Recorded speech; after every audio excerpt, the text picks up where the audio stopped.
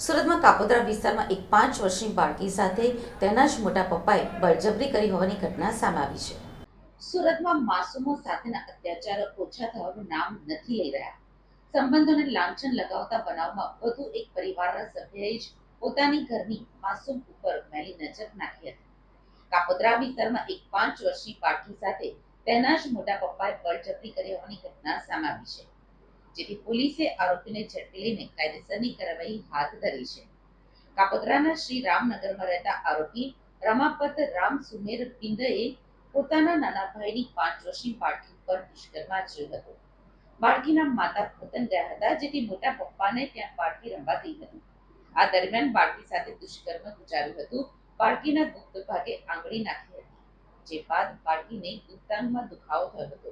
માતા વતનથી પરત આવ્યા બાદ બાળકીની તપાસ કરતા ગુપ્તાંગમાં ઈજાઓ જોવા મળી હતી. માતાએ બાળકીની પૂછપરછ કરતા મોટા પપ્પાની કરતૂત બાળકીએ જણાવી હતી. માતા બાળકીને તાત્કાલિક હોસ્પિટલમાં લઈ જતા તેની સાથે દુષ્કર્મ થયું હોવાનું સામે આવ્યું હતું. આ ઘટનાને પગલે કાપોદ્રા પોલીસ મથકમાં ફરિયાદ નોંધાઈ હતી. આરોપી રમાપત રામ સુમેર પિંદને જાણ થતાં જ તે સુરત છોડી ભાગવાની ફિરાકમાં હતો. જોકે પોલીસે ઉધના રેલવે સ્ટેશનથી આરોપીને ઝડપી લીધો છે. હા, સુરત શહેરના કાપોદ્રા પોલીસ સ્ટેશનમાં ગઈ 13 તારીખના રોજ 5 વર્ષની માસૂમ બાળકી સાથે એના સગ્ગા મોટા બાપુજીએ દુષ્કર્મનો પ્રયાસ કર્યો હતો. જેમાં 5 વર્ષની બાળકી એના પિતા સાથે હતી.